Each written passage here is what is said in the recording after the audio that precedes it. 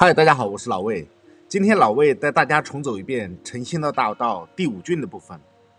第1郡的部分呢，老魏和大家以前做过专门的视频介绍过。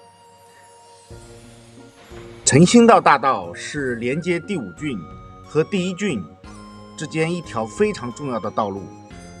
我们都知道，在越南统一之前，胡志明市的前身叫西贡，而在西贡之前呢，越南胡志明市第5郡叫提案，提案是一座华人建立的城市。在越南统一之前，第1郡、第3郡、平胜郡等等一些地方叫做西贡。提案和西贡之间有一条非常重要的道路连接起来，那就是诚信道大道。诚信道大道的前身叫水滨街，后来改名叫诚信道大道。当时的提案是包括了今天的第5郡、第6郡、11郡。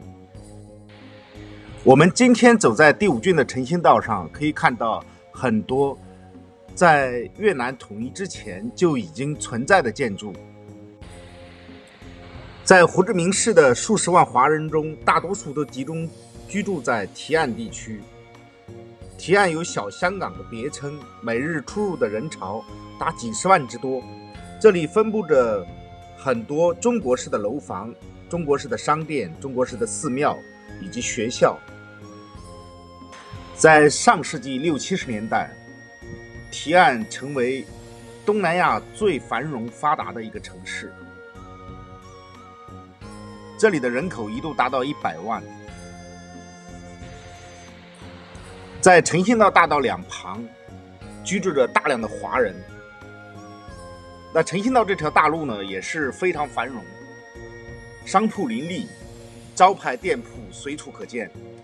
今天的诚信道大道仍然保留着在上世纪60、70年代的很多的建筑。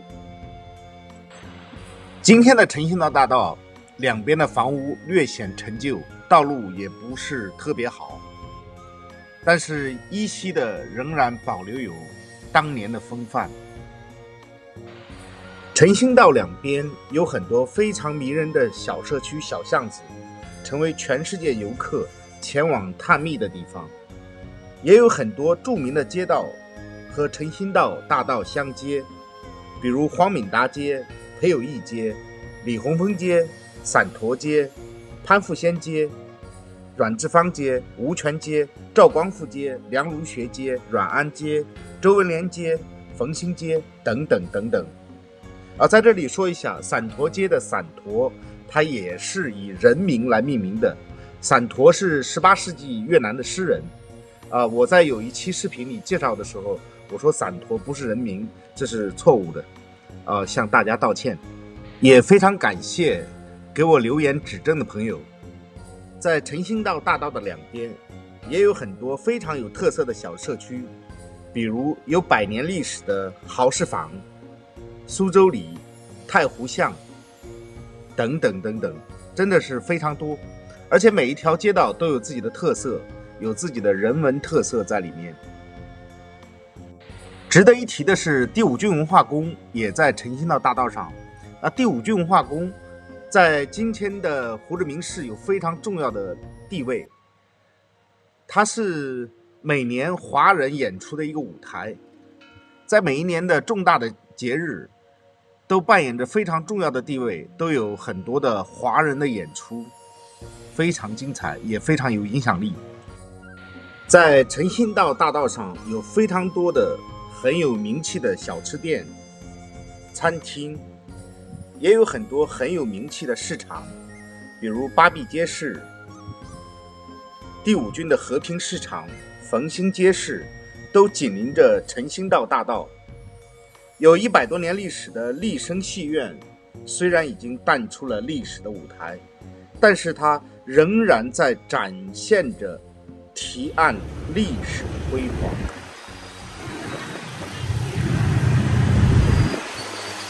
这里是苏州里，前面是太湖巷，两个富有江南水乡诗意的名字。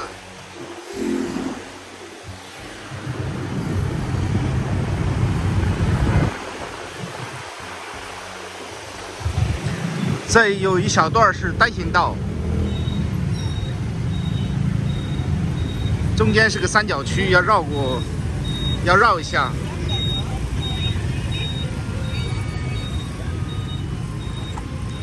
诚心道大道上的单行道是非常少的，也只有这么一段。在这条街道上有非常多卖手机配件的商家，如果大家要买手机配件，可以到这附近来，然后修手机的也有。那在这一段范围之内呢，就是阮志芳街和诚心道大道陈福路围起来的一个三角形的街区，是非常非常繁华的，晚上交通非常拥堵，人流量非常大，有非常多的烧鸭店、包子店、点心店，还有卖24味凉茶的店，非常繁荣的一片区域。在这附近呢，也有非常有名中国人开的火锅店，也有非常有名粤式的海鲜餐厅。那我们会以为在越南吃东西很便宜，其实这里有一家157餐厅，随便吃一顿海鲜就要几百万越南盾，也就是人民币要1-2千块。所以在越南物价并不是我们想象中的那么低。在诚心道附近的巴毕街市、冯兴街市，在越南解放之前，他所卖的食材是非常非常昂贵的，也就是只有富人才去购物的市场。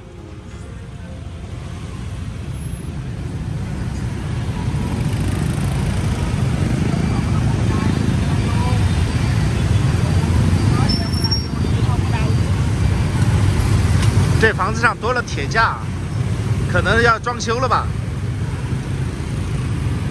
上面摆了很多鲜花，有可能要装修了，或者装饰一下。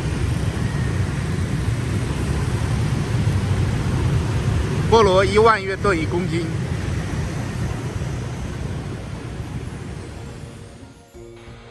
在诚心道大道上，时而还能看到一些小商贩在摆摊卖东西。你会发现整条街道我走下来，你是看不到城管的，也看不到一些执法的人员。这里的老百姓非常自由的在买卖着他的商品。我在越南生活的这些年，我观察过很多越南各地销售商品的小商贩、小摊贩，特别是流动的摊贩。你会发现一个问题，就是他没有多余的垃圾丢在马路上，他们会有一个专门的袋子，把他们生产出来的垃圾用袋子装好，带离他所销售的网点。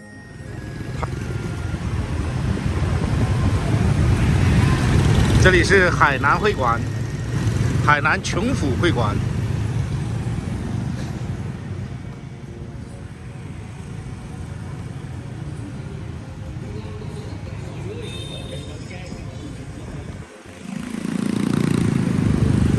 这里是巴毕街市。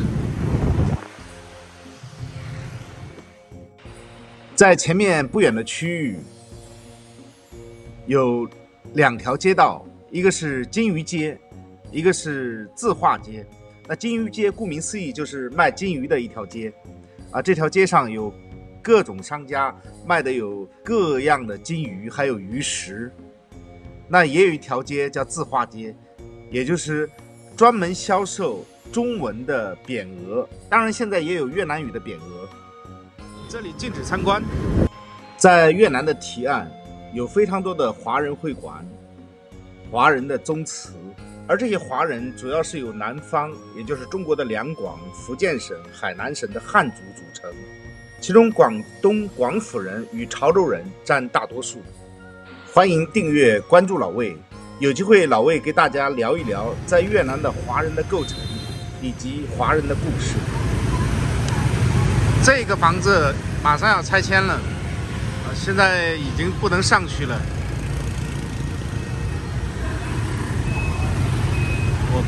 我骑慢一点给大家看一下，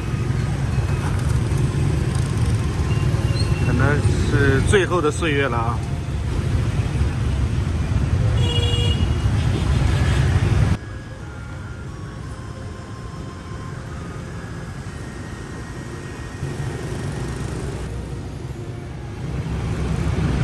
其实我个人认为这里的房子应该是政府给保护起来，不要拆掉，要保持原貌。我觉得这是越南胡志明市最好的名片，也是他们最宝贵的财富，真的不应该拆下来。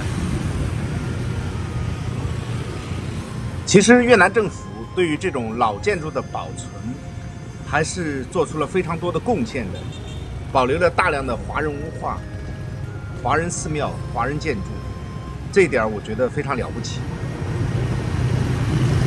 左侧是布匹市场，现在已经打烊。诚心道大道到了这一段是非常非常狭窄的，这房子很漂亮。